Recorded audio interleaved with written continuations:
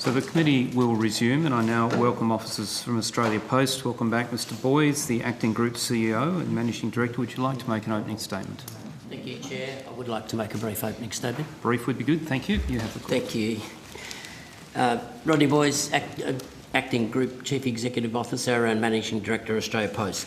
Senators, last time I was before Senate estimates, Australia Post had just released its half-year 2021 results, and while parcels and services revenue in the first half rose 25.9%, our letter volumes fell 13.6%. Since that time, we have seen further declines in letters, which now, post the onset of COVID, sees us delivering on average around 1 million less letters every day. The pandemic has changed how we live, work and interact. As set out in the Australia Post e-commerce report released in March, online purchases in 2020 grew by 57% and Australians spent a record $50 billion online. As a percentage of total retail, online sales now account for 16.3%, a figure we did not expect to see for another 2 years. More than 1 year on from the onset of COVID, social distancing and restrictions are a part of life, and Australians continue to shop online. We now have an additional 1.1 million households shopping online each month. We're aware of the opportunities this creates for the organisation, but also the challenges that come with it. At the beginning of the pandemic, the federal government granted Australia Post temporary regulatory relief, enabling us to continue to deliver for Australia despite the enormous restrictions, reductions in air capacity, border closures and associated costs of addressing these impacts. These temporary measures, including the change to delivery letters every second business day in metropolitan areas, are due to expire on 30th June. And I want to assure you that we have been anticipating this for some months. We have been and continue to be heavily focused on lifting our service, speed and reliability, and we are confident we will achieve our prescribed performance standards this year. With this ongoing service focus, we have been able to improve our letter and parcel service levels towards our pre-COVID prescribed standards. Last month, we were pleased Australia Post was awarded the Best Carrier as part of the NORA Solution Partner Awards.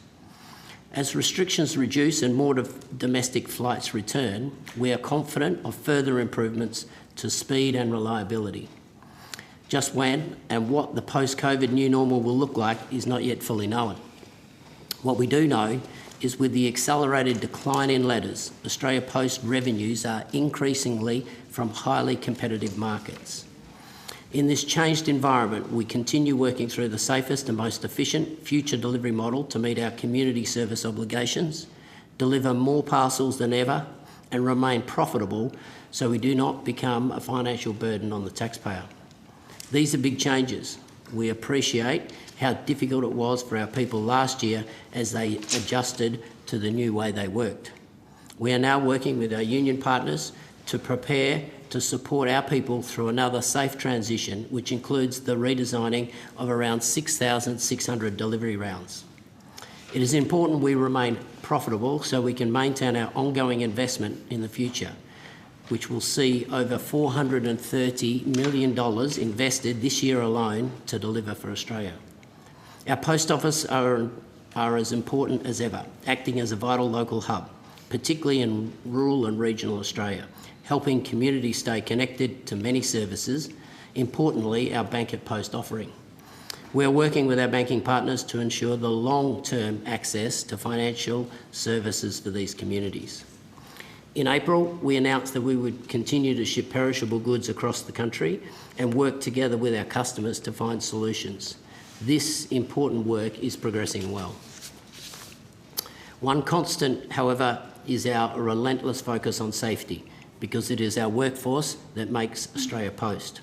Last week, we were very proud to see some of our people recognised for their excellent work in safety with 2 awards at the 2021 Comcare Awards.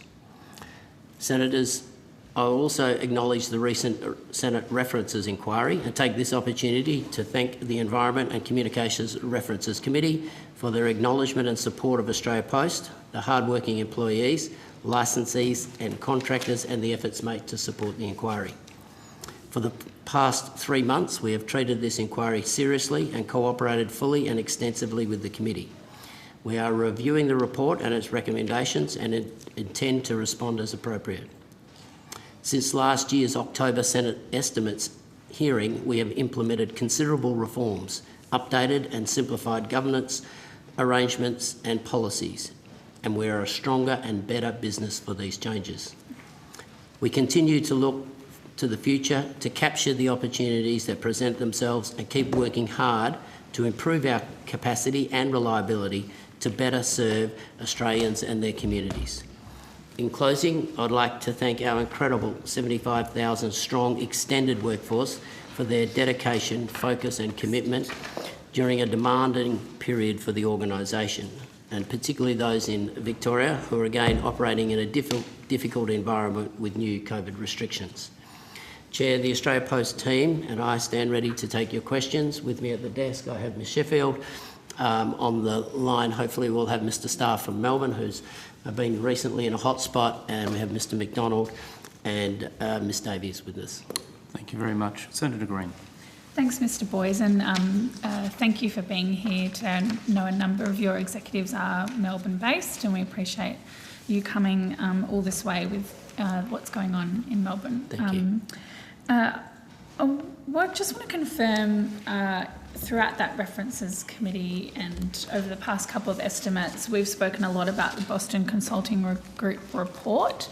I want to talk about a different report today, so that might relieve you, but it is also another one that I understand the Boston Consulting Group was paid to do.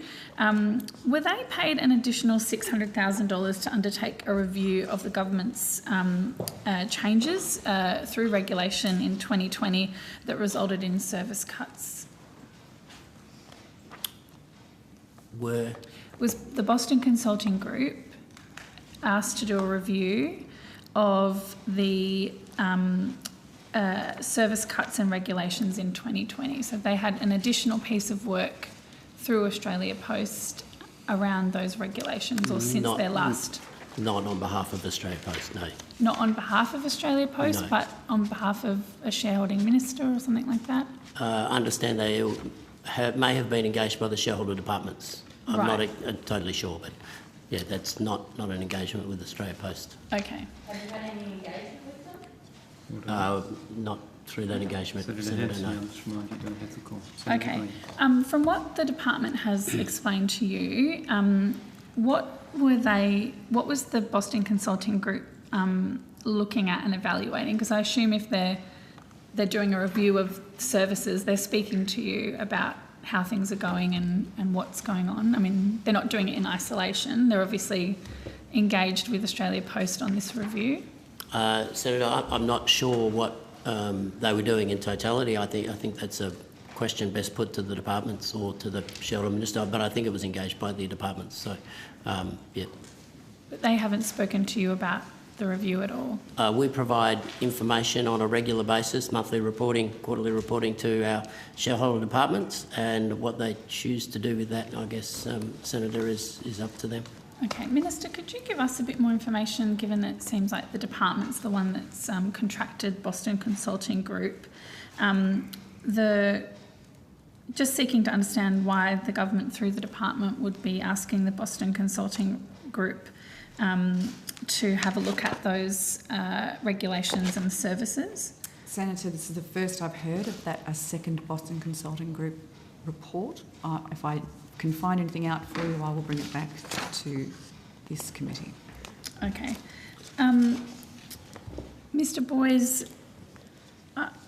we'll come, if you could find that out for us, that would be helpful, because I've got a few questions about it. I just wanted to ask about how things are going through the temporary relief that was given through those regulations, because we've spoken a lot about them, and there was, some, not misinformation, but misunderstandings about what the purpose of them were and why they were brought in. We were told through a hearing through this committee that those were temporary measures and that they were to provide temporary relief, COVID relief for Australia Post. Is that right? Correct. Yeah. Okay. And when does that relief run out? 30th of June. Okay. And in terms of Australia Post's transferring small parcels. Is that still happening? Is Australia Post transferring small parcels to posties, which are usually delivered through contractors? So I'm not quite sure the reference to the question. We have our posties and our contractors deliver parcels through the temporary regulatory relief which was brought in to deal with the sudden onset of COVID last year. So if we can wind our minds back, and it's funny that we're sitting here now and Melbourne's going back into lockdown, but, or not so funny, back at the onset of COVID last year, our parcel volumes grew 60% almost overnight. And we have this fixed postal network of posties, predominantly in those, back then on motorbikes, driving up and down streets every day. Yes. So we took 2,000 of those posties, transferred them across to vans so they could deliver the larger parcels and get the volume, the sheer volume that hit across late March and April last year, and that's continued. We now have around 1 million households each month still shopping online, and we'd expect Mr. Boyds, that to continue. I listened very carefully to your opening statement. Thank you. I understand what's happened. My question, can I just seek to understand this though? Is there a practice, you've taken some posties off their bikes and into vans. I can understand why. But have you also been giving posties who are still on bikes the option or the direction to deliver smaller parcels? Because they're, as you say, and you claim that there's been an uptake in parcels, and there's a lot more smaller parcels. People are doing online shopping. Are those posties getting more smaller parcels than they would have before, rather than just letters? Well, we try to give as much work to our posties. So what happens with the small capacity vehicles like the motorcycles, and we were moving off them, one from a safety perspective, but also because they are small capacity, into either the larger EDVs, which have got significantly more carrying capacity. That's our three-wheel bikes. And into vans. So the smaller parcels will go to posties if they can carry that, or into the high capacity vehicles, which are also done by posties, or in vans, which could be contractor or postie. So you can't get a carton of 6 wine on the back of a motorbike. So you might be able to get an EDV, but definitely in a van. But so they're taking more parcels than they would have pre-COVID. I would have to actually confirm that they were taking more. Do you want to take that on notice so we can find parcels on? We're taking more. We're 60% up in parcels in April last year. We're now over the last 12 months. We're 32% up in parcels in totality. Not totality. And I'm asking, and I'm being very.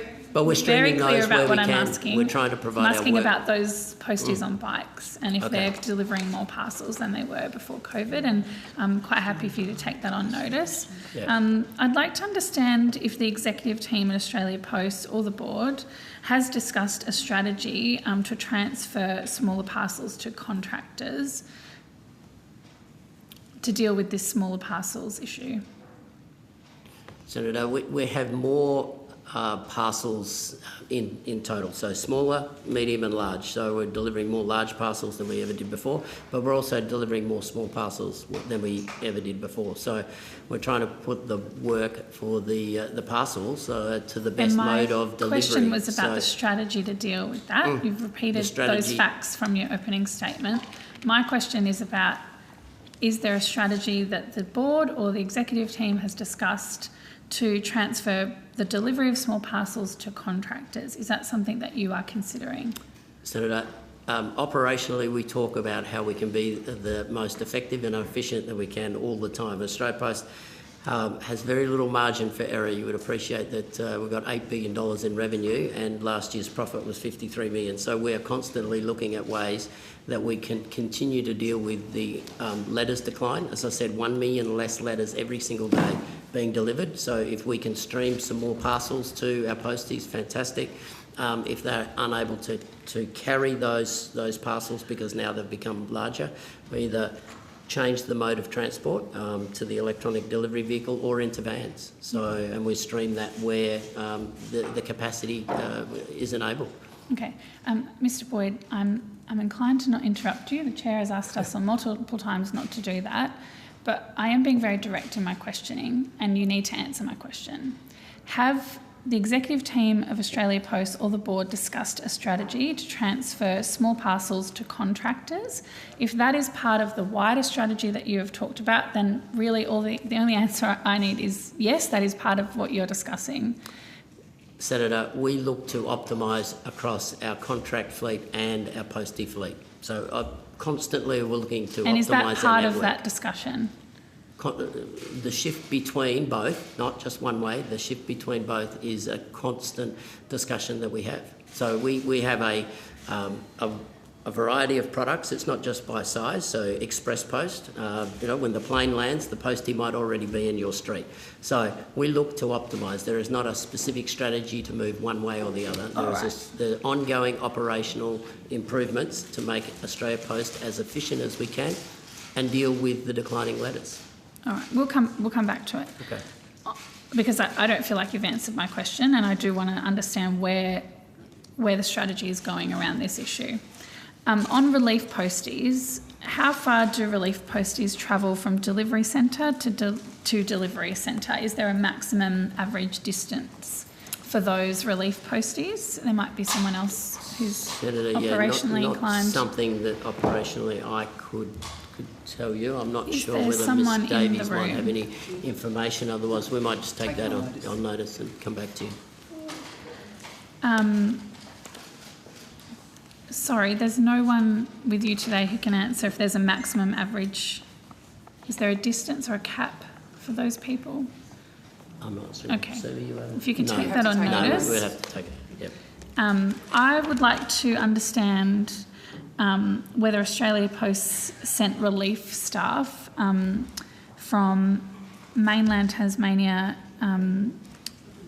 during the recent state election. There's a period of time there that we're interested in having a think about. I'm nodding at Senator Urquhart because she knows about this issue. And how often relief posties are sent to Tasmania, because there's a lot of material going out during a state election. There's obviously, particularly during a COVID election, there's a lot more postal voting going on. So I'd like to understand how many relief staff went to Tasmania. Do you know that answer, Mr. Boys? I don't know the number. Yes, we did send some posties to Tasmania, whether they were relief posties or whether they just volunteered to transfer down there. And we also... Senator Abetz. And we also sent some relief into the far north of Western Australia recently as well. Do you know where in Tasmania those posties were sent? I couldn't tell you exactly, no. They were down there, as you pointed out, to support with the increased volumes across the snap election, because we normally have time to plan for an election. That was quite a snap election, and so we didn't have time to plan. You've got a location in Tasmania which is an ADM-enabled site. Were the relief posties sent there? As I said, Senator, I have to take that on notice. I don't know the operational details of sending posties to which delivery centre. We've got a large number of delivery centres, as you'd appreciate. Okay, I'll rephrase my question. There is a site in Tasmania that's an ADM-enabled site. Which one is it? I couldn't tell you, Senator. We've got a number of a large number of delivery centres around Australia, so and a number in Tasmania. So I mean, we can see if we can find somebody who might be watching to come back and let you know. I'm sure someone can shoot through a text. It shouldn't be difficult to determine. Mr. Boyds, have you told any sort of select Australian Post staff that the company has identified a legal loophole in the pre-COVID service regulations that will permit Australia Post to operate with reduced service delivery under the original service regulations? No. Okay. Mr. McDonald, is there any truth to this suggestion that whether you have made a similar comment to Australia Post management personnel that a loophole has been discovered in those regulations, and there's a sense that Australia Post could continue to operate with reduced service delivery under the original service regulations? Thank you, Senator. Nick McDonald, General Counsel and Corporate Secretary, Australia Post. Let's see. So have I made a statement to management personnel that there might be a loophole that exists in the regulations? Yes. No, I haven't. I have Something been asked... like that, maybe? Look, I have been asked that question about whether the regulations are open to interpretation. Who asked you that question? Oh, look, I can't remember. It came up in the course of a conversation about regulatory relief. Sorry. And my view was that there wasn't that sort of a loophole, and even if there was, it wouldn't be tenable to rely upon it. Oh, okay. So it came up in the context of a discussion about regulatory relief. So it wasn't a conversation you had with one of the fantastic cleaners at your corporate office. I'm talking where did this conversation take place? Who's having this conversation? Look, I can't recall, but I can recall the issue being raised with me and expressing that view. So, but... Language around, I mean, look, it's an impending date. It's something that's has changed the way Australia Post has operated. It's created a lot of media attention, a lot of attention on the Australia Post board and executive throughout the last couple of months. And someone mentions the word legal loophole through regulations, and you can't remember who that might have been. Well, the word loophole was never used. Right. But I was asked about... What was the words that were used? I can't recall the words that were used. I just recall that I was asked... Well, I think you said on Hansard a way around. No, I think I said, was there an interpretation of the regulations? Open to interpretation. Whether it was open to interpretation in a way that would enable alternate day delivery without there being permanent regulatory reform to that effect. And I mean, my personal view on that is that it's not open to that interpretation. And even if it was, it wouldn't be a tenable argument because we've just had temporary regulatory relief to achieve that purpose. You wouldn't have needed that aspect of the regulatory relief if it was open in the regulations. Sorry, you said that's your opinion. Do you mean you've had a look at the regulations from, I know you're General Counsel, so yes. when you say opinion, it's a bit of a different thing than when I say opinion. So it's a legal opinion from you as General Counsel that there's that the idea that you could get around these regulations, you can't see the interpretation in that. Well, look, I haven't given formal advice or written advice. Yeah, okay. It was in conversation, the observation was made, and I made the corresponding response. Sure. So for me, it hasn't gone beyond that. All right. Well, would you mind taking on notice, because I'm sure you have some very detailed notes about meetings and things that take place. I'm sure that there are minutes of conversations that take place if they're a formal meeting. Could you take on notice when that meeting occurred and who you had that conversation with, so we can understand where the follow-through will be? Well, look, I can take it on notice, but I can't recall. That's why I'm asking you to take it on notice, because you've said you can't recall. Yeah. So, Mr. Boys, in terms of operational arrangements, how are you preparing to revert back to the original service standards by the 30th of June this year? It's not a long time. It's not a long time, Senator, and I think through parts of the inquiry and also last Senate estimates, it was very clear that we were the regulatory relief ended on the 30th of June. As we've seen with the lockdown in Melbourne, the pandemic is not over, and the structural changes between letters and parcels are permanent. We've seen that with 1 million less letters now being delivered every single day. So we've ordered new electronic delivery vehicles, 1,000, which start to drop shortly in the next next month or so. We've got the motorbikes coming back out of service, or some of those motorbikes that are coming back out of service needed being refurbed at the moment. They were put in mothballs, and we've got something like 2,000 motorbikes coming back. So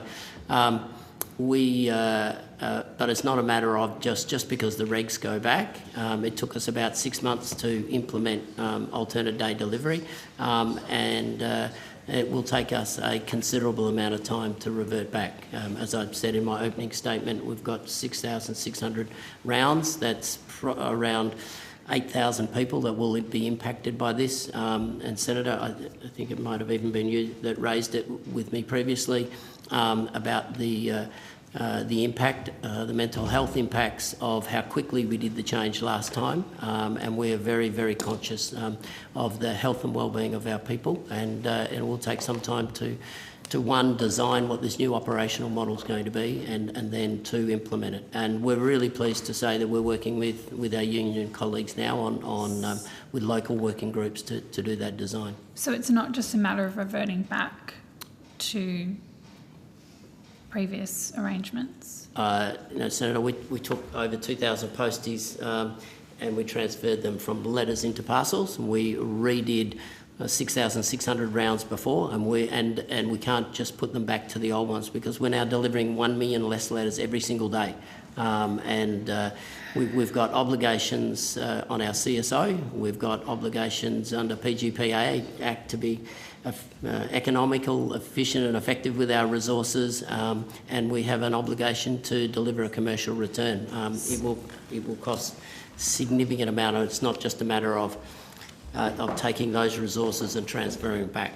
It was logical to take resources from a loss-making, letters lost $240 million the year before last, and transfer those to the growth area of parcels, and which makes a profit. To take those resources and put them back into the loss-making letters is going to be a significant exercise. Okay. And sorry to put this on the record and make this clear, but obviously there's imperative to be economically efficient, but there's also legislation and regulations in place to make sure that Australians get their letters and in a certain time. That's why you've had the regulations in the first place. So there's the economic part of it we need to take into account, but there's also service obligations, and that's what I'm asking you about. The obligations, Mr. McDonald, maybe you could answer this. In terms of the way the regulations, or in terms of the way Australia Post has interpreted the regulations, does that actually allow for you to wait 6 months after the 30th of June to get back to the previous delivery methods? Because if it runs out on the 30th of June, wouldn't that mean you have to return to your previous service delivery obligations by then? Senator, so the temporary, I'll let Mr. McDonald handle the legal detail.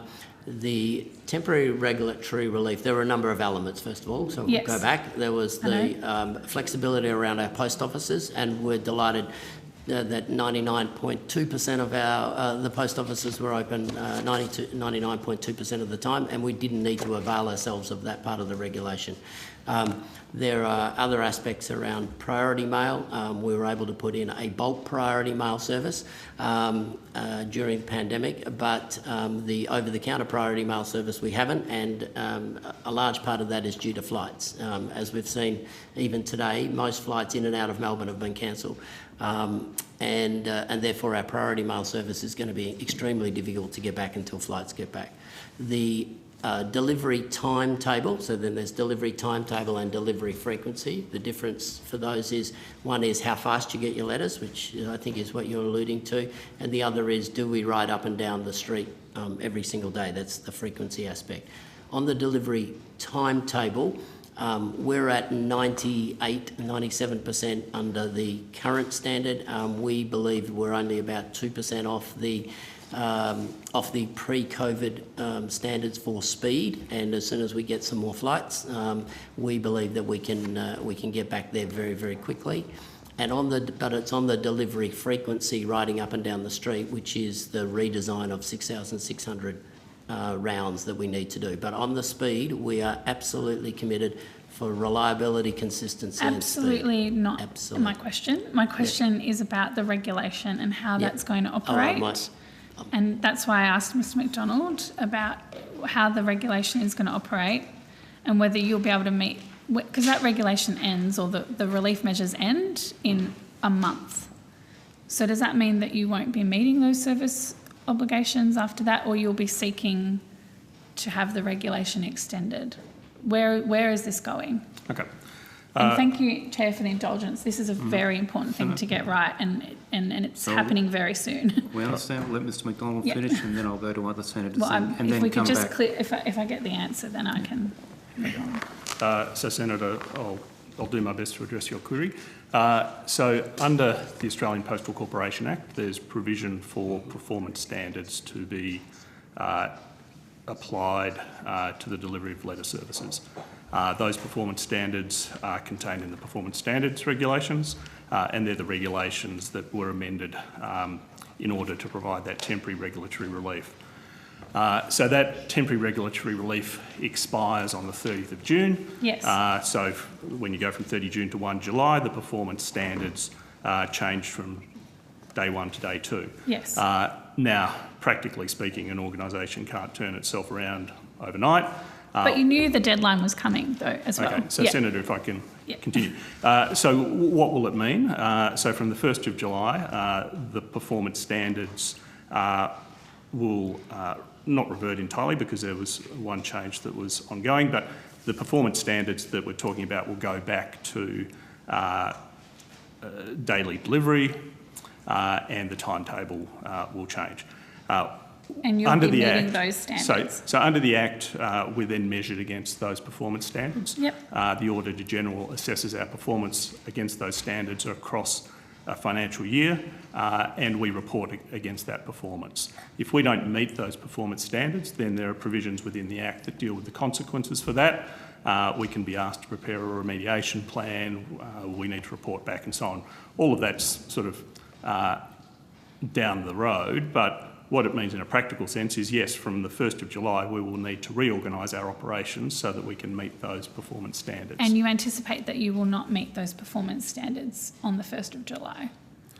There will be a time period. As our acting CEO has explained, there will be a variety of things that need to be done operationally in order to be able to adjust our operations to meet those different requirements. Okay. But you knew the deadline was coming. So you've put... I don't understand why you haven't prepared to revert back so in time with the regulation. And with respect, the regulation did go to it did have a disallowance motion. So Parliament has effectively given you this time period. They didn't give you any longer than that. I mean, there's constituents in regional Australia particularly who are concerned about the number of days in terms of delivery of letters. We were told as parliamentarians that you had this period of time for temporary relief. There would be only a temporary time, but it looks like it's going to be longer than that. Is that what's going to happen? Senator, I think we've covered off in the various aspects. One of the areas that we probably weren't so clear on is the temporary regulatory relief didn't provide any changes to delivery to post office boxes, so at a post office, or to regional Australia. So there was no change, so we're already there. There's nothing to revert back to. There are some, as I think Senator Mackenzie referred to in the Cobb and Co Act, where under the census of 1991, they're captured, and we'll be working to get those back. But regional Australia was not affected in the large part by the changes or any changes to regulatory relief. But you won't be meeting your standards on the 1st of July, and you're prepared to not meet those standards. That's in the plan. That's the plan. Increasingly, as we've been told, the community and the larger population see Australia Post as a deliverer of letters and parcels. It's not letters or parcels. That's not an answer to my question at all. If we were to move, we could not be able to deliver with the volume that I'm now expecting that we will see next week due to the Melbourne lockdown. So it's fortunate we have the regulatory relief where we are at the moment because we're able to deliver letters and parcels with what we've got. Can I just finish on one question? Have you asked for the regulations to be extended? No. Okay, thank you. Senator Betts. Sorry, Chair, if I may, I do have the answers to those questions you asked earlier about Tasmania. Yes, Senator. thank you. I'm sure Senator So would want to hear that. There are 3 ADM sites in Tasmania: Western Shore, Eastern Shore and Kingston. They're all in Hobart. There are no other ADM sites in Tasmania. We sent 7 relief staff to Tasmania, specifically for the election volumes. Thank you. Senator Betts. Thank you, Chair. What is the acceptable time for delivery of ordinary mail? So it differs between intrastate, metro to country, and interstate. Metro to metro is 3 days under the previous regs, 5 days under the current regs. Right, because I've had reports, for example, in the Hobart area of a letter being mailed on the 3rd of May in Glenorchy and being delivered in Howrah on the 17th of May, 14 days later. I'll just leave that with you. I've also had many reports of people that are not online receiving bills for payment arriving after the due date for the bill, and that occasions them embarrassment, always priding themselves on having paid their bills on time. We then also have the report from the Bank of Queensland blaming Australia Post for shareholders missing out on the opportunity to participate in the capital raising which funded the $1.35 billion acquisition of ME Bank. And so what we have is, from, if you like, personal greeting cards being delayed to people's own bills, right through to significant commercial transactions and capital raising, all being prejudiced by a lack of service delivery by Australia Post. And I'm just wondering whether Australia Post recognises that to be a problem, and if so, what is it doing about it? Senator, thank you very much for that question. And I'd be very pleased to take those individual circumstances. We can deal with the Bank of Queensland one because it's well known. But if you have any others, and if the other senators do from time to time, please send them through. I do get the odd email asking me to look into to those situations. Are you saying people need to email you rather than send it in the post? You can send me a letter too. That was a cheap shot. That was a cheap shot, sorry. Thank you for the humour. Senator, through our letters performance is audited independent by Kantar, and Kantar independently audited by the Australian National Audit Office. Our service performance standards are currently running at, as I said, 97, 98%. From time to time, with 10,000 posties, 12 million delivery points, and a couple of billion letters rolling around in the system, we will have, and what we've had in Western Australia with fires, and then the cyclone in the northwest, floods in northern New South Wales and southern Queensland. From time to time we will have the odd article. We don't like it. It's not what we strive to. We have focused heavily on our service reliability, and I'm really pleased with the progress we've made over the last 6 months. The Bank of Queensland, there was quite a lot of media around the Bank of Queensland. We worked with the Bank of Queensland. I think Mr Starr might have some more details if we require it. But I think from memory there were 281 out of all of their mail outs. They asked us to look into 281, and I think there were 51 instances across that, across that whole capital raising. So. But it's not something, we pride ourselves on our reliability and our consistency, and our external audit supports that. I've also had concerns expressed to me about postal votes, applications not arriving at an appropriate time. Now, you've indicated, this is for the Tasmanian state election, I think you've indicated to a colleague, Senator Green, that more people were brought to Tasmania for that purpose. Has Australia Post received any expressions of concern about postal votes not arriving on time? I'll just throw to Mr Stowe, who heads up our business government and international. Not that I'm aware of. In fact, quite to the contrary, we've dealt with elections in Tasmania, which was a snap election, Western Australia, Queensland, local government in Victoria, and we've had glowing support from the AEC. So, Gary, would you like to comment on the Senator's question? You're on mute. I think you're on mute. I think there might be mute from here. Look, take that question on notice, that's fine. We'll provide that. And then can I ask, and I'm sure Senator Urquhart in particular will be interested in this question, and that is, are you sending extra Australia Post people to Tasmania for the postal ballot for the Labor Party leadership that is currently being undertaken? I'll have to take that question on notice. Yeah. The state election was a snap one, and a couple. But there's now an even more important election Even more for the ALP. Thank you, Senator Abetz, for that. Thanks, Senator Chair. Hanson-Young, you have the call. Thank you. Thank you, Mr. Of course not. for being here today and similar to what Senator Green said, understand that for many of your core staff, today would be difficult days. Very difficult, Senator. How to respond to what's going on in Melbourne, so we appreciate you being here. And also appreciate taking on notice the report that was handed down yesterday, and we look forward to some fulsome responses to all of the recommendations.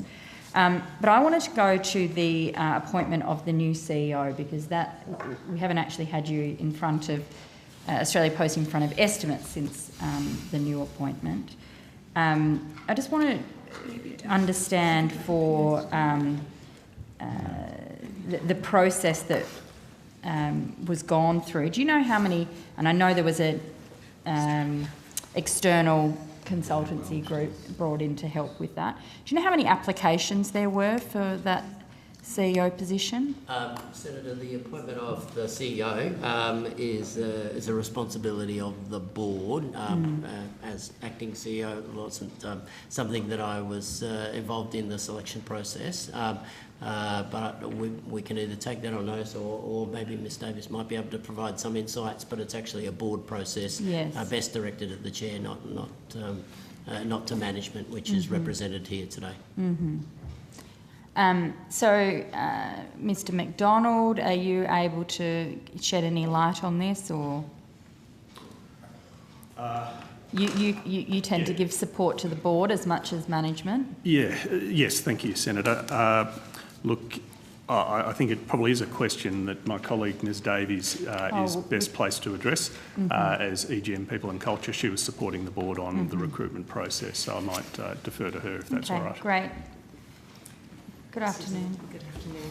Susan Davis, Exec GM of People and Culture.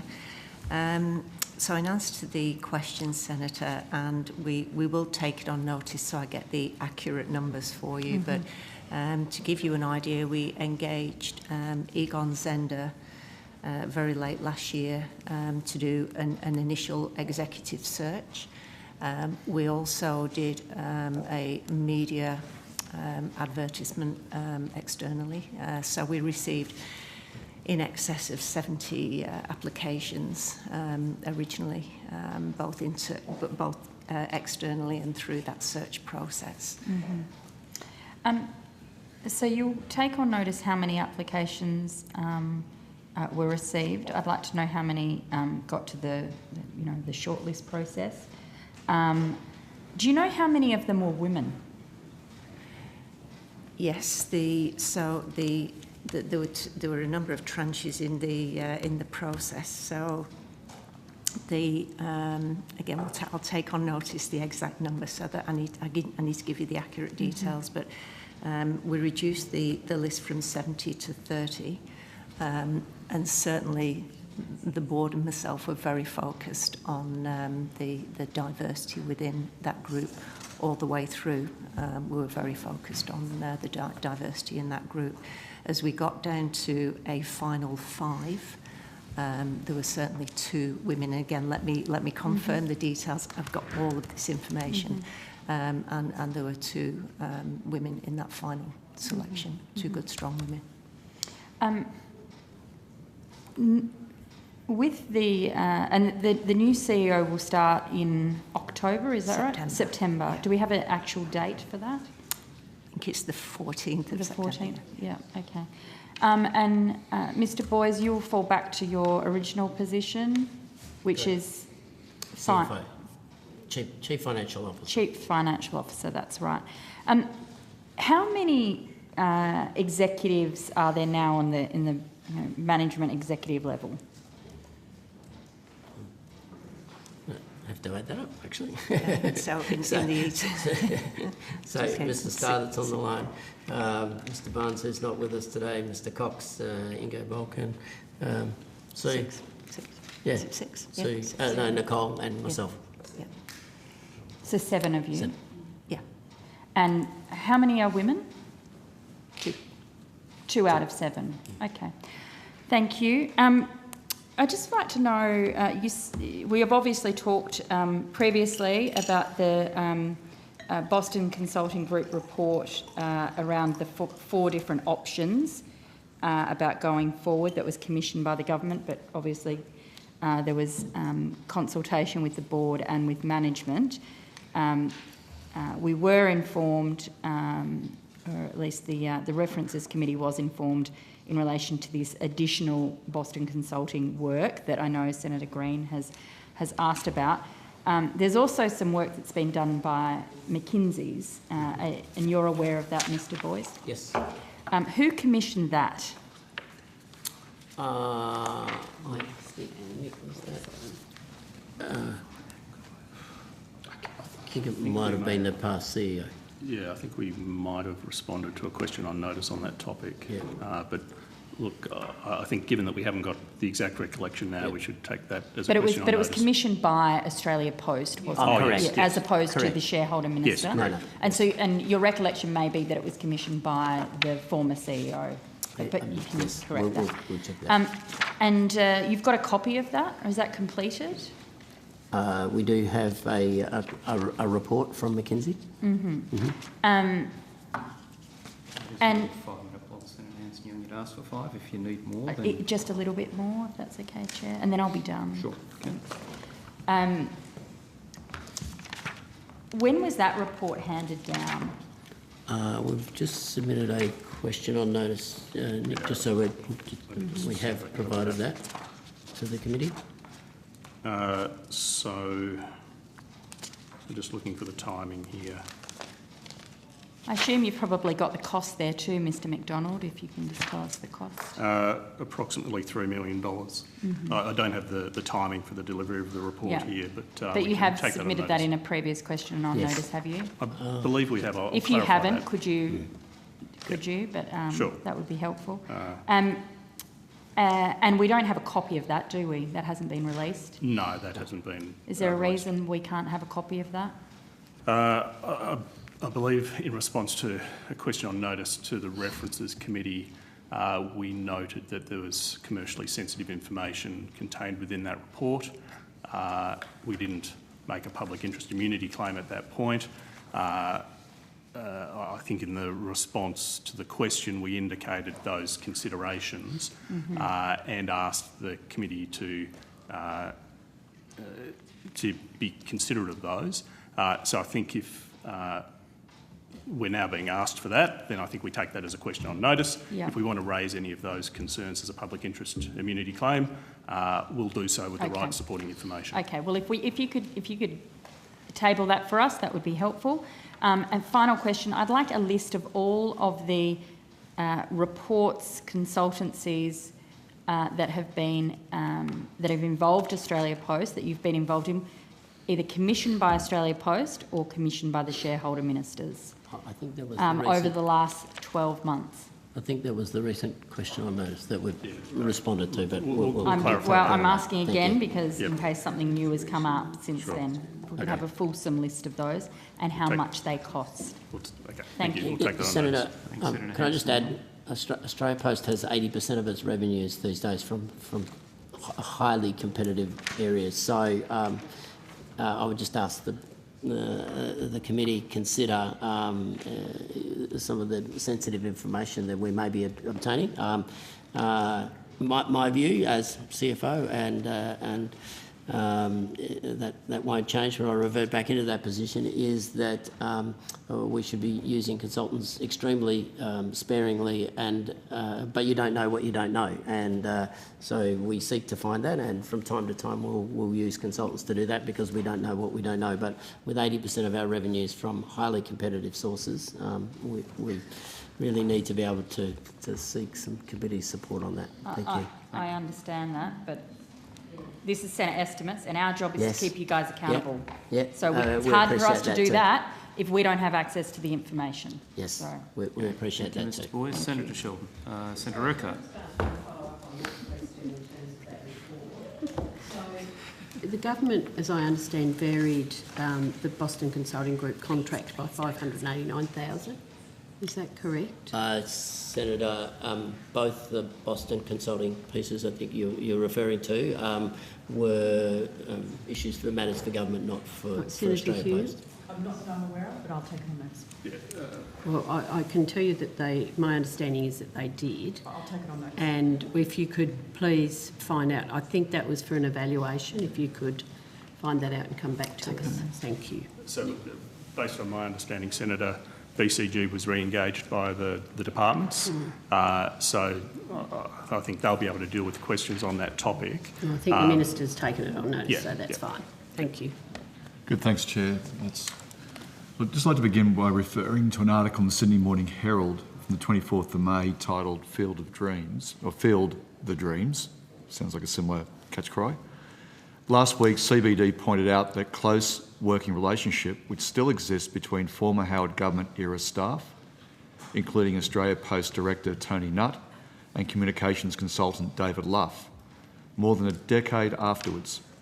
But Luff is connected to a number of key figures in the corporate and lobbyist world by other means. There was a similar comments from an Margin Call article on May 2018. Just want to know, what is the association of Australia Post with David Luff since October 2020? Australia Post uses David Luff for some communication advice, and mainly to do with board matters rather than management matters, just because, and particularly through the last few months, there's been more demand for that at the board level than in past. So what financial relationship does Australia Post currently have with the public relations firm Domestique? we don't have any relationship with Domestique. We received evidence last year that Post had paid Domestique $3,000 a day for a 37-day period for crisis and spin management services.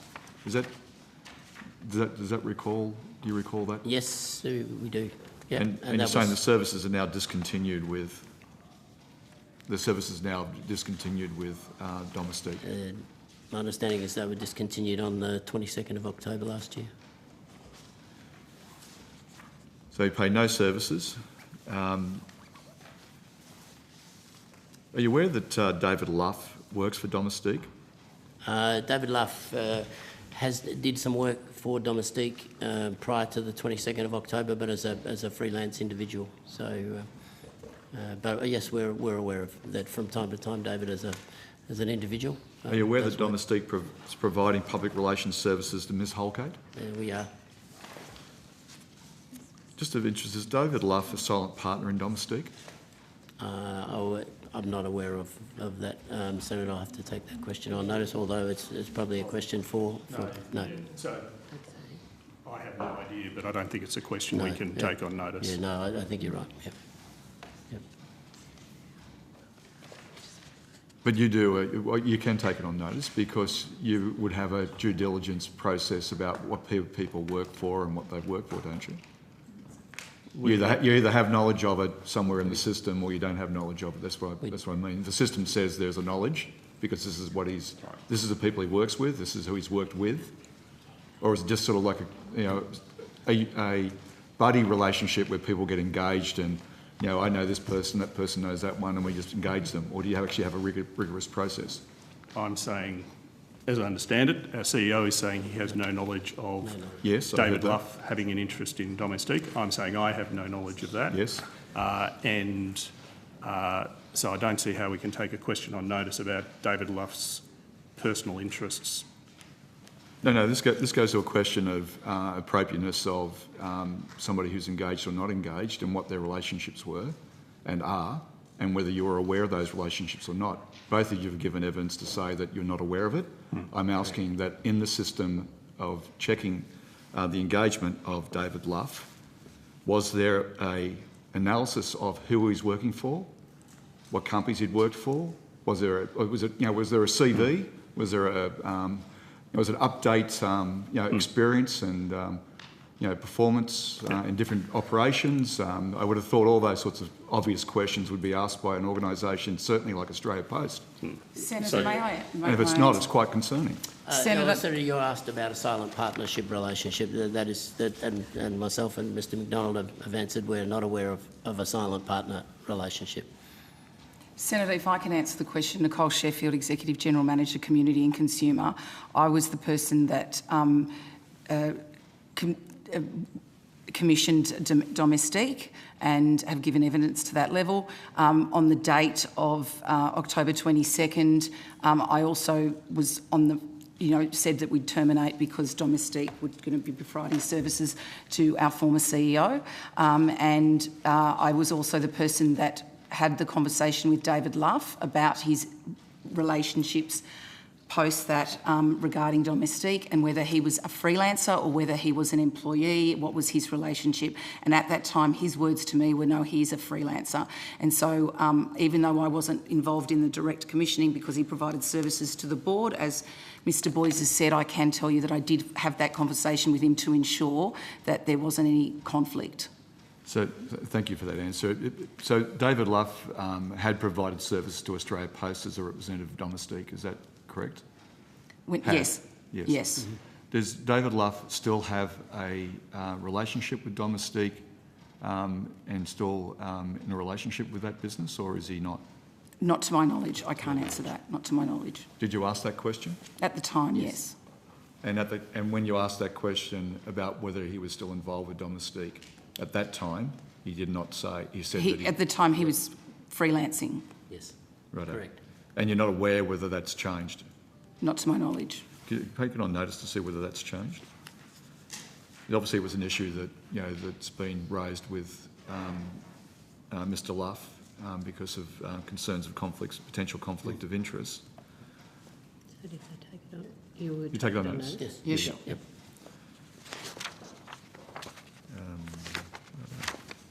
I think I'm right. Okay, I'm right. 2.5 minutes left. So Yep, I've just got a couple. Mr Windier, I know, is over at the room. If I could get him to maybe come up to the table, I think he might be able to assist in a couple of the questions that we were trying to get answered earlier. So, Mr Windier, the Boston Consulting Group, I'm talking about the additional report, were paid an additional around $600,000 to undertake a review of the government service cuts and regulations in 2020. Is that correct? I think that's right, Senator. The contract with BCG and therefore the extension of the contract with BCG was actually held by the Department of Finance, so I can check the number. So when did that contract with Boston Consulting commence and when did it finish? I'd have to take that on notice, Senator. What was they specifically looking for and evaluating? Senator, again, I can take on notice and come back to you with see if I can come back to you with some more detail, but in effect what they were doing, my recollection is what they were doing was giving us advice with respect to the temporary regulatory relief that then was incorporated or assisted with the review of the midterm review of the temporary regulatory relief that the ministers indicated would be undertaken. And who paid for that piece of work? The contract with the Department of Finance. Sorry, I can't quite. Sorry, the contract was with the Department of Finance. I think that in effect the cost was probably paid partially by the Department of Finance and partially by our department. You haven't asked Australia Post to pay dividend? Senator, there was, as I say, I think the costs were paid by the two departments. That's You what think? happened with the other Yeah. Boston Pub. Okay, so Australia Post, as far as you're aware, didn't pay a special, it wasn't paid through a special dividend to Australia.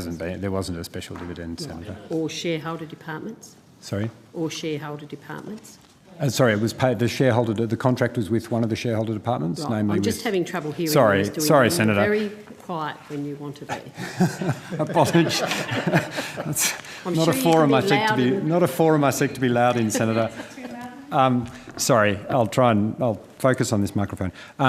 Yes, sorry, the contract was with one of the shareholder departments, that was with Finance. In a sense, the costs were shared between the two shareholder departments. All right, thanks, Chair. Thank you. Senator McKenzie. Thank you. In February 2019, the United States Postal Service required that accepting outlets of international parcels from the US, this has obviously also been an arrangement that's been extended to other countries now, will need to capture customs data, known as electronic advance data. Similar crimes, as I said, have been extended to most countries since that date. How do you capture that data? Senator, I might just pass to Mr Starr, who hopefully is off the mute button, who heads up our business, government and international post. So, Gary, if everything's working. Yes, can you hear me now? Yes, Gary. Yes, hi. Thank you, Senator. Gary Starr, Executive General Manager, Business Government and International. So we are being aware of the new rules with the UPU, and the EU and other countries in the world have been working to capture EAD data, and I'm pleased to say are highly compliant and already delivering that data, that advanced data to the US. And we're in the very high 90s, so we're working through making sure that every parcel gets through with the right data. We capture that data electronically from our merchants, but also working to capture it obviously over the counter as well for parcels that are lodged over the counter. So it is really important we capture that information, because the receiving postal service can hold it or indeed send it back. And so it's critical for our customers, but also for consumers, that we capture the data. So we've been working on that project for a number of months now, and I can get you more information around the performance to date and any more specifics that you want. But I'm pleased to say we've made great progress on the EAD project and capturing of all the advanced data that we need to. That's great. So when you say your merchants are involved, is that your licensees?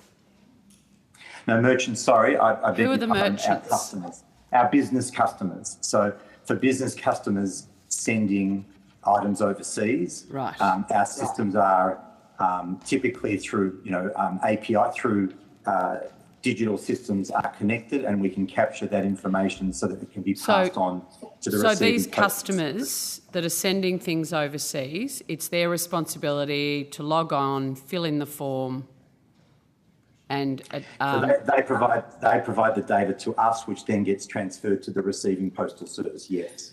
Okay. You also said that there was over-the-counter collection of this data? So we have to capture for all parcels going overseas, yes.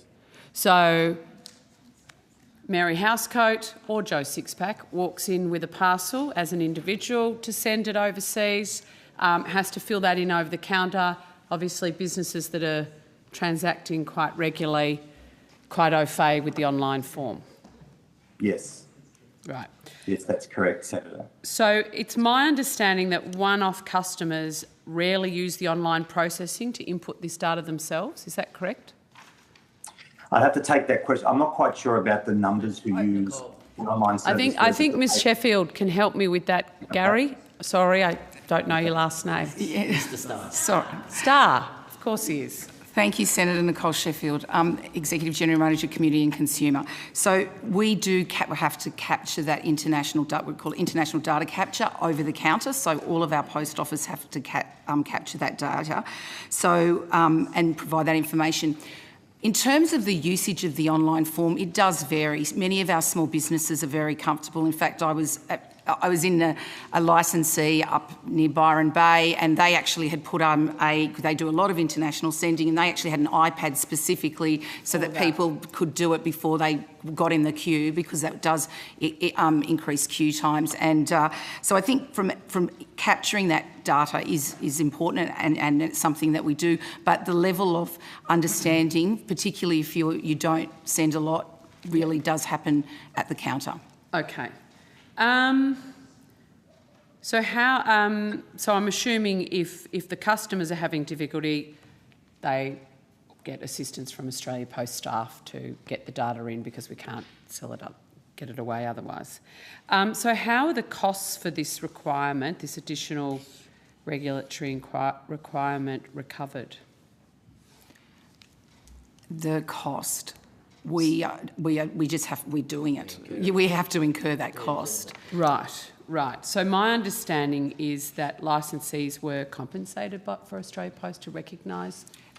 At the moment, we're working through with licensees in the next phase of payment reform, and this is one of the international data capture is one of the things we're working with them. We're consulting. So what do they get paid now to do? What is their compensation now? They're paid for the lodgement of the parcel. So it's not specific, but they're getting paid the commission for the lodgement of the parcel or the scan. Is that 2%? Is it around 2%? I'd have to take that on notice. I don't paid an believe additional. so. My understanding is going to be paid an additional 2% on all international postage and products, but it's only on US parcels at the moment, given that it was the US as the original decision. That is not my understanding. So I will have to take that on notice, but we haven't agreed to anything yet. So they don't get paid anything additional to compensate for that time?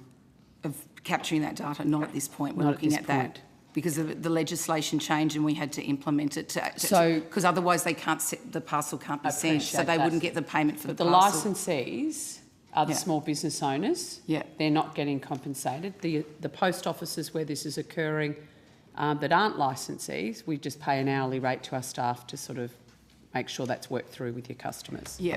Senator, I have just had a text from my team to confirm good team. that they're very good. Licensees are actually paid 2% of total international transactions data.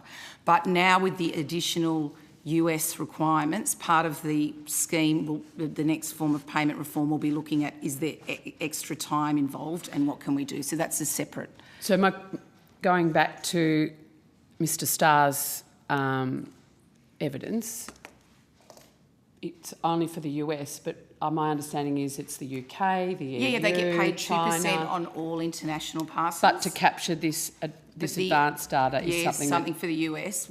Only the US? At this point, only the US. But the 2% is for all international. Okay. So what data is required to be captured for parcel assessments? What's it used for? I'll have to... Is that a Gary question? So it probably is a Gary question, Senator. Oh, sorry. It's captured for the receiving custom. This all started with what was called the STOP Act, which was synthetic trafficking of opioids, with the US STOP Act, but it's now being expanded. You know, the concept about capturing that data. So it's used to be clear on the contents of the parcel, and for customs at the other end, at the receiving end, to be able to process it so that items are not sent. And it's actually putting the onus back on the sending country to make sure that it's known what's inside the parcel, ostensibly. Yeah, so that's my understanding. This started off as a US requirement, and licensees are being compensated 2% of the US parcels. they get their international parcel, but then it's a 2% for this additional data capture. But in the meantime, within that 2 years, there's more than just the US requiring this level of data capture. Is that correct, Mr. Starr? Have I got it right? So, the US went live, I believe, January 1, Senator. Yes. And I can confirm the dates, but I can't recall the date for other countries. And so, but I can take that on notice and confirm when we have to comply with other countries. Okay, thank you. So the amount of data required to be captured has obviously increased, yes? Yes. Yes. It has incrementally increased, yes. Okay. And is it your contention that the Commission currently being paid to licensees appropriately covers the increased cost for them in capturing this data? No, the 2% was covering all international parcels for data capture. This extra amount is what we're discussing and consulting with, which will form part of the next form of payment reform. So we've When's acknowledged... the next form of payment reform due? So we're in the consultation phase now. And they've been feeling they've had this additional data component for 2 years. Yep. Or is it January 1, Mr. Starr? No, it was January 1, 2021, Senator, and my apologies being at home. Oh, we've even got the dog. Yeah. Fido Star. Anyway. So US was January 1, 2021, and then we have now China, and I'm just getting told Europe is also going to require data capture. So that's part of the reason we're looking at the whole thing and making sure that they're paid So for the services. there's no sort of target timeline in terms of getting this sorted? There is a target timeline, and that What is it? So at this point, we would hope that we would be finalise consultation. Then we would be looking at probably around July, August. Also, then we get an independent assessment of the payment reform, which we did in the first phase. And as you know, the first phase of payment reform was very successful. Licensees been $55 million in extra payments in the last 2 years. After many years of battling, can That's I right. say, Ms Sheffield? I've been in this job for 10 years, and Australia Post's, licensees have been suffering for a long time. Please don't overtalk the witness. I never get tired of making it, Chair.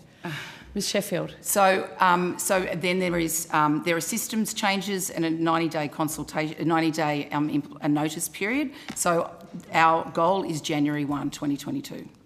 All right, and this is one of many issues that you'll be covering. Yes. Yep. All right, I'll have more questions, obviously, when we see each other again. Thank you. Thank you. Senator Roberts. Thank you, Chair. Thank you all for appearing today. It's disappointing to note that the CEO of Australia Post, former CEO of Australia Post, Christine Holgate, has taken up a new role rather than pursuing a return to work in Australia Post. I'll explain more about why it's disappointing in a minute. In denying Ms Holgate, quote, her legal principles of procedural fairness and natural justice, can Australia Post employees, licensees and customers expect the same treatment as she got? Senator, I'd prefer not to comment on matters dealing with the board and that have been very well dealt with the inquiry and the 255-page reading that we've received yesterday. But I think those matters should be kept entirely separate from the matters that happen on a day-to-day basis at Australia Post. I think they're very different matters. So I can imagine those matters have been well covered by. I can imagine you advocating that, but the description of your board chairman's behaviour in giving evidence to both Senate estimates and committee's subsequent inquiry has shown him to, at best, have an appalling memory and, at worst, have been deliberately evasive and misleading. I'll just relate a personal example, personal interactions with the LPOs, because this issue about what happened to Christine Holgate goes well beyond Ms Holgate. It goes to Australia Post. The ministers have done enormous damage, I believe, to Australia Post and to the LPOs.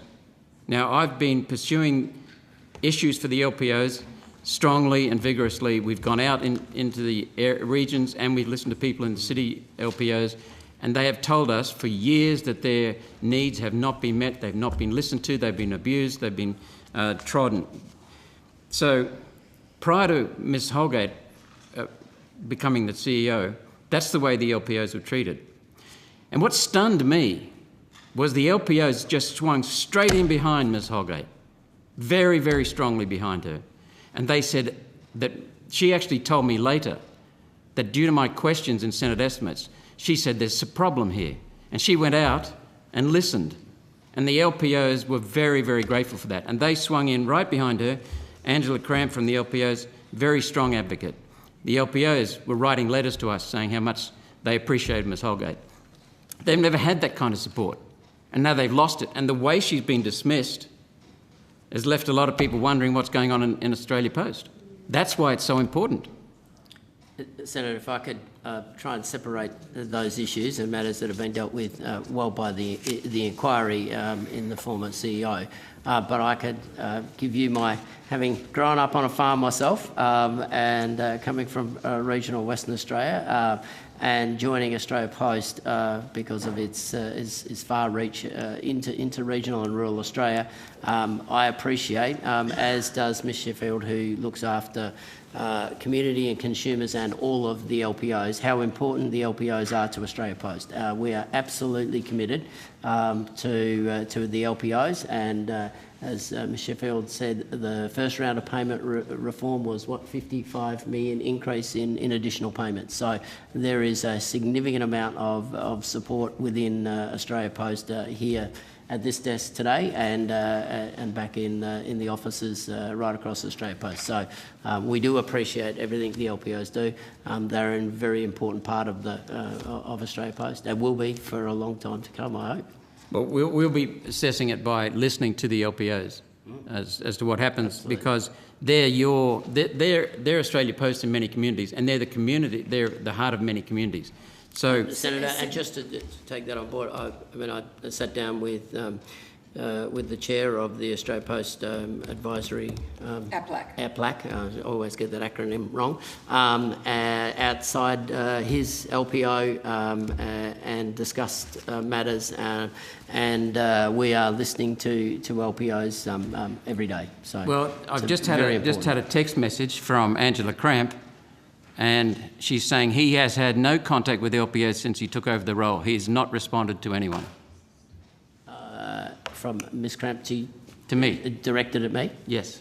I haven't had direct contact with Ms Cramp. As I said, I sat down with the chairman of APLAC, and I'm out in post offices and corporate and LPOs alike. So as Ms Sheffield, on a regular basis. We hope it doesn't go back to the way it was pre-Holgate. No, can I also add to that, Senator? We have worked very hard to build those relationships with licensees. We understand and value licensees incredibly. This week we had an APLAC board where we brought everyone together, which Angela Cramp is a national director on. We've just finished 6 weeks of road shows where all licensees were invited to their communities, and we will be coming, hopefully, COVID permitting, in Wollongong next week to ensure that we hear from our licensees, because we agree with you. We have to listen. There is a lot of change happening in our community. There's a lot of change to their business, and there's a lot of change that needs to be there to support them. And whether it's in looking at what products they're offering, outlets, payments, lots of consultation, and we really do value the input that they have in both associations. Both LPOG and POAL provide a lot of input and provide not just to myself but to teams of people at Australia Post that really are there to do the best. And we don't want anything to go back. It won't go back. This payment reform is written. It's an agreement. It is there to stay, and the next phase will be an agreement. So really it is there to really support them and help them to grow, because we know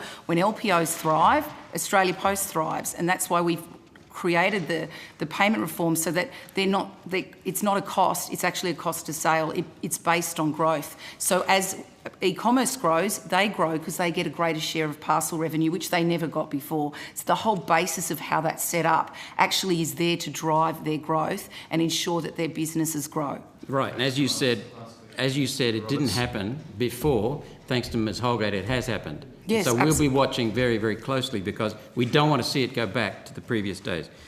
Will you be implementing Senator Pauline Hanson's recommendations as part of the committee's recommendation and report that came down yesterday, that the Australia Post chair, Mr Lucio de Bartolomeo, be removed from the board, given the scathing conclusions and comments about his behaviour?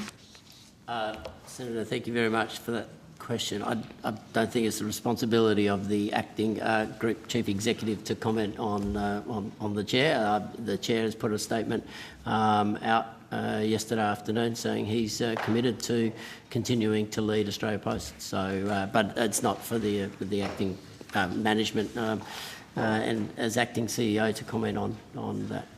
I have other questions on services, so I'll put them on notice. That'd be great. Thank you very much. you. Senator Sheldon, you've got 5 minutes up until 3:45. Thank you, Chair. Mr McDonald, the Senate estimates on the 9th of November 2020, it was raised that the Chair was questioned regards extensively about board processes in relationship to executive bonuses.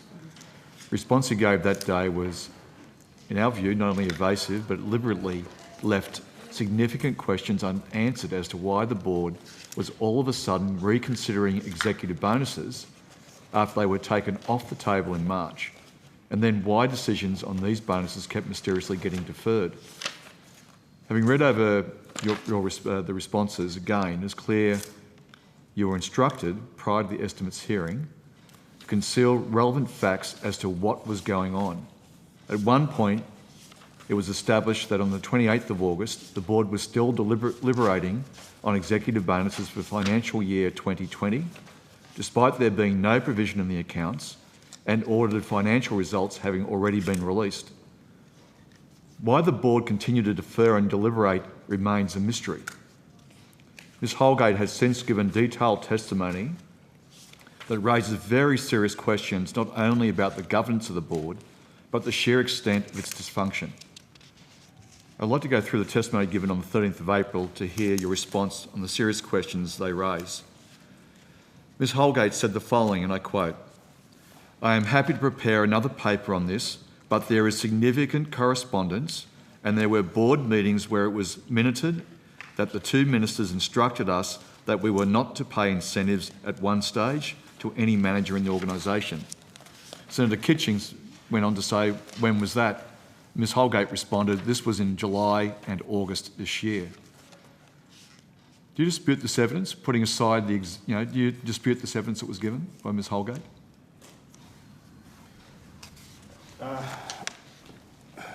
Sorry, Senator, that was a very long question. You're a lawyer, I'm pretty confident you got what I said. Okay, so which particular part of that did you want me to address? The comment by Christine... Sorry, if you wouldn't mind clarifying, because I want to... There is an important issue about the question of putting aside the executive team. Did shareholder ministers issue an instruction not to pay incentives to any manager in the organisation?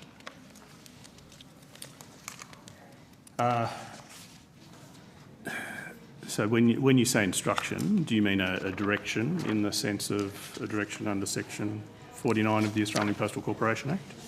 I tell you what, I'm going to say yes to that. And also, was there an instruction? Was there a call to say, this is what we want you to do? All the above. So I'm certainly not aware of a direction under the Act. As to the communications that were had with the shareholder ministers, I was not party to those, so I'm not in a position to reliably comment on those. I think it's appropriate that we take that question on notice so that we can give you an accurate and complete response. Ms Holgate also stated, and I quote, "There were meetings with the two ministers and the chairman. The first one I was attending and it was discussing all payments. The second one the chair was at on his own. There was a letter sent to both ministers. Following that, we were told as an executive team that if we would support keeping quiet, that we supported it not going into the accounts here. There was a meeting the following day after the board meeting. Every executive team member was present and every one of us took notes. We were told by the chair to trust the board and the payments would be made." Did you tell the executive team that if they kept their heads down, they would get their bonuses? Did I tell the executive team that? Did yourself or anybody within to your knowledge, within Australia Post say words similar to that effect? I don't think I did. Well, I didn't, so I'll be definitive about that. Look, I think otherwise we'll have to take that question on notice, because that's one that's sort of directed to the executive team as a whole. I'll put them both on notice. Yes, thank you. Senator Sheldon. Mr Boyce, thank you to you and your staff for appearing here today.